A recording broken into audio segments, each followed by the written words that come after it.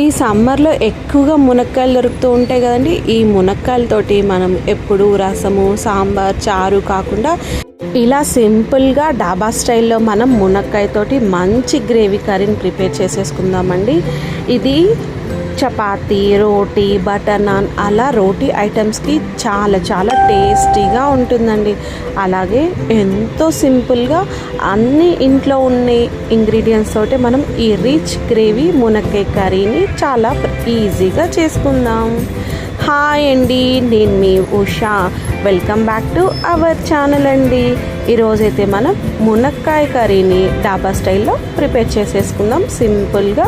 దీనికోసం మనం stove on చేసేసి ఫ్రైయింగ్ పాన్ పెట్టేసుకొని ఒక చిన్న కప్పు పావు కప్పు పల్లీలు తీసుకున్నాను. పల్లీలని అటు ఇటు కలుపుతూ మనం ఒక 50% వేయించుకోవాలండి. తర్వాత అదే కప్పుతోటి సగం వరకు ఎండు కొబ్బరి తురుము తీసేసుకొని చిన్న చిన్న ముక్కలుగా కట్ చేసుకొని ఇక్కడ ఫ్రైయింగ్ ప్యాన్లో వేసానండి. ఇవి కొంచెం వేగిపోయాక మనకి ఇలా ఒక చిన్న అరంగుళం ముక్క మసాలా చెక్క, అలాగే ఒక యాలుక, ఒక 3-4 లవంగాలు కూడా ఈ ఫ్రైయింగ్ ప్యాన్లో వేసేసుకొని వీటిని కొంచెం ఫ్రై చేసుకోవాలండి. మనము ఈ దినుసులని అస్సలు మాడనివ్వకూడదు. అలాగే మనం తీసుకున్న కప్పులోని సగం గసగసాలు కూడా తీసుకున్నాను. అలాగే అదే కప్పులో సగం ఇక్కడ నువ్వుల్ని కూడా తీసుకొని నేను ఇక్కడ ఫ్రై చేసుకుంటున్నానండి. ఈ గ్రేవీ అంతా ఈ మసాలా దినుసుల్ని వేయించుకోవటంలోనే డిపెండ్ అయి ఉంటుందండి. అది గుర్తుపెట్టుకొని మనం దినుసులని అస్సలు మాడనివ్వకుండా దగ్గరే ఉండి సిమ్లోనే ఉంచేసి మనం ఈ దినుసులని దోరగా ఫ్రై చేసుకొని వీటిని చల్లారనివ్వటానికి ఒక ప్లేట్లోకి తీసుకుంటున్నానండి. వీటిని కంప్లీట్గా చల్లారాకే మనము మిక్సీ జార్లో వేసేసుకొని పొడి చేసుకోవాలి. ఇక్కడ ఈ దినుసులన్నీ చల్లారిపోయాక నేను మిక్సీ జార్లో తీసుకుంటున్నానండి. అలాగే దీనిలో 5 నుంచి 6 రెబ్బల చింతపండును కూడా వేసేసి ఫస్ట్ ఏమి నీళ్లు వేయకుండా ఫస్ట్ ఇలా పొడి పొడిగా అయ్యేంత వరకు మిక్సీ పట్టేసుకున్నాక మన గ్రేవీ కన్సిస్టెన్సీకి తగినట్లు కొంచెం ఒక టీ గ్లాస్ మీద వాటర్ వేసేసి ఇలా మెత్తటి పేస్ట్ లాగా చేశాను. ఇది పక్క నుంచి చేసుకుందామండి. తర్వాత మరీ స్టవ్ ఆన్ చేసేసి 1 టేబుల్ స్పూన్ ఆయిల్ వేసేసి కడాయిలో వీటిని మునక్కాయల్ని ఇలా 1 ఇంచు వచ్చేలాగా 1 నుంచి 2 ఇంచుల పొడవు వచ్చేలాగా కట్ చేసుకొని కొంచెం ఈనెలను తీసేసుకొని ఈ మునక్కాయల్ని ఫస్ట్ ఆయిల్లో ఒక 50% మనకి ఆయిల్లో ఫ్రై అయ్యేలాగా వేయించుకొని పక్కన తీసేసుకోవాలండి. ఆయిల్లో ఇవి కొంచెం ఫ్రై అయితే మనకి కర్రీ అనేది టేస్టీగా ఉంటుంది. అందుకని ఇక్కడ నేను మునక్కాయల్ని కొంచెం షాలో ఫ్రై చేసుకుంటున్నానండి.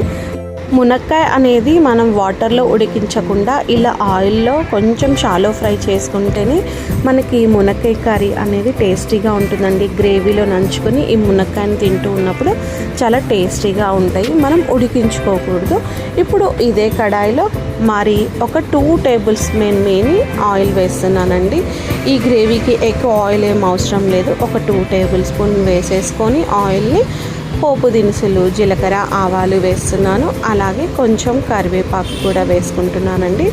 ఈ కరివేపాకు కూడా చిటపటమన్నాక ఒక 3 నుంచి 4 మీడియం సైజు ఆనియన్స్ని తీసేసుకొని ఇక్కడ నేను ఒక్కసారి పల్స్ మోడ్లో పెట్టేసి మిక్సీ పట్టేశాను. లేదు అంటే మీరు చిన్న చిన్న ముక్కలుగా అయినా ఉల్లి ముక్కలను వేసుకోవచ్చండి. నేనైతే ఒక్కసారి పల్స్ మోడ్లో పెట్టేసి ఉల్లి మిశ్రమాన్ని ఇలా చిన్నగా అంటే కొంచెం కచ్చాపచ్చగా అయ్యేటట్టు మిక్సీ చేశాను. ఇది పచ్చివాసన పోయేంత వరకు మనము ఈ ఉల్లి మిశ్రమాన్ని మాడనివ్వకుండా కలుపుతూ పచ్చిదనం తగ్గేంత వరకు మనం వేయించుకోవాలండి. పచ్చివాసన పోయిన తర్వాత 1 టేబుల్ స్పూన్ ఫ్రెష్గా నూరుకున్న అల్లం వెల్లుల్లి పేస్ట్, అలాగే చిటికెడు పసుపు వేసేసి అల్లం వెల్లుల్లి పేస్ట్ కూడా పచ్చిదనం పోయేంత వరకు మనం దీన్ని ఫ్రై చేసుకోవాలి. ఇక్కడ అల్లం వెల్లుల్లి పేస్ట్ పచ్చిదనం తగ్గిపోయింది. తర్వాత నేను ఇక్కడ మన కారానికి తగ్గట్టు 1 నుంచి 1.5 స్పూన్ వరకు కారం వేస్తున్నానండి. కారం ఇలా ఆయిల్లో కొంచెం ఫ్రై అయిందంటే మనకి గ్రేవీ అనేది మంచి కలర్లో వస్తుందండి. కొంచెం ఆయిల్లో కారం ఫ్రై అయ్యాక 3 నుంచి 4 టమాటా పళ్ళను తీసేసుకొని నేను మిక్సీ జార్లో ప్యూరీ లాగా చేసుకున్నాను. ఆ ప్యూరీని ఇప్పుడు ఇక్కడ కడాయిలో వేస్తున్నానండి. ఒకవేళ మీకు ఇలా ఇష్టం లేదు అంటే చిన్న చిన్న ముక్కలుగా కట్ చేసుకొని మీరు ఆ టమాటా ముక్కల్ని ఇక్కడ వేసేసి బాగా మెత్తబడేంత వరకు మనం మగ్గించుకోవాలండి. నేను ఈ టమాటా జ్యూస్ అనేది పచ్చి వాసన పోయేంత వరకు బాగా ఫ్రై చేసుకున్నాక మనం ముందుగా మసాలా పేస్ట్ చేసుకున్నాం కదండి, పల్లీలు నువ్వులు వేసేసి ఆ మసాలా పేస్ట్ని కూడా ఇందులో వేసేసి మరి అంత కర్రీలో అంత కలిసిపోయేలాగా కలిపేసుకొని మరి కొంచెం సేపు బాగా దీన్ని ఫ్రై చేసుకోవాలండి. అసలు మాడనివ్వకూడదు.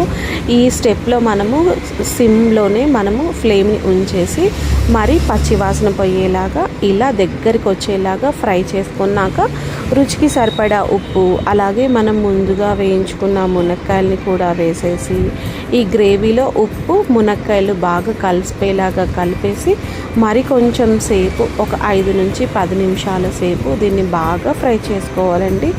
ఇలా బాగా ఫ్రై అయ్యాక మన గ్రేవీ కన్సిస్టెన్సీకి తగినట్లు నీళ్లు పోసుకోవాలండి. నేనైతే కొన్ని నీళ్లు మిక్సీ జార్లు తొలిపి వేసేసాను. తర్వాత ఈ నీళ్లు ఈ గ్రేవీలో బాగా కలిసిపోయేలాగా కలిపేసుకున్నాక ఒక్కసారి ఉప్పు కారం అనేది కరెక్ట్గా సరిపోయిందో లేదో చెక్ చేసుకోండి. నాకైతే అన్నీ కరెక్ట్గా సరిపోయాయండి. ఒక్క క్లిప్ మిస్ అయిందండి. చివరగా ఒక్క చిన్న ముక్క బెల్లం ముక్క వేసామనుకోండి, మనం వేసిన మసాలా అంతా బ్యాలెన్స్ అవుతుంది. ఒకవేళ మీకు ఇష్టం ఉంటే వేసుకోవచ్చు, లేదంటే స్కిప్ చేసేయండి. నేనైతే వేసాను అన్నీ బ్యాలెన్స్ అవ్వటానికి. మా ఇంట్లో వాళ్ళకి అలా ఇష్టము. సో మనము మూత పెట్టేసుకొని వీలైనంతసేపు సిమ్లో ఉంచేసి ఇలా ఆయిల్ పైకి తేలేంత వరకు మనము ఈ గ్రేవీని ఉడికించుకోవాలండి. ఈ గ్రేవీలోనే మనకు మునక్కాయ అనేది ముక్క మెత్తబడేంత వరకు ఉడికించుకోవాలండి. ఇలా ఆయిల్ పైకి తేలాక కూడా మనకి మునక్కాయ అనేది మెత్తబడిందో లేదో ఒక్కసారి చెక్ చేసుకొని, మునక్కాయ మెత్తబడలేదు అంటే మరి కొంచెం సేపు ఫ్రై చేసుకోవాలండి. నాకు ఈడ మునక్కాయ మెత్తబడిపోయింది. మునక్కాయ మెత్తబడిందంటే మన డాబా స్టైల్లో మునక్కాయతోటి మంచి రిచ్ గ్రేవీ ప్రిపేర్ అయిపోయినట్టే అండి. సింపుల్గా యమ్మీగా ఉండే ఈ మునక్కాయ గ్రేవీ అనేది చపాతీ, రోటీ, బటర్ నాన్, పుల్కా, పరోటా, లచ్చా పరోటా అలా అన్నింటికి రోటీ ఐటమ్స్, ఎలాంటి రోటీ ఐటమ్స్కైనా ఇది చాలా చాలా టేస్టీగా ఉంటుందండి.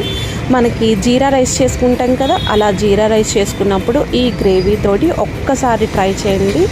చాలా చాలా యమ్మీగా ఉంటుందండి. ఈ రిచ్ గ్రేవీ మునక్కాయ కర్రీ అనేది చాలా సింపుల్ కదండి. మునక్కాయ కర్రీ అనేది డాబా స్టైల్లో ఒకసారి మీరు కూడా ఈ సీజన్లో కంపల్సరీ మునక్కాయతోటి ఈ విధంగా ట్రై చేయండి. ట్రై చేశాక మీ వాల్యుబుల్ ఫీడ్బ్యాక్ని నాతో షేర్ చేయండి. వీడియో నచ్చితే లైక్ చేయండి, షేర్ చేయండి, సబ్స్క్రైబ్ చేయండి.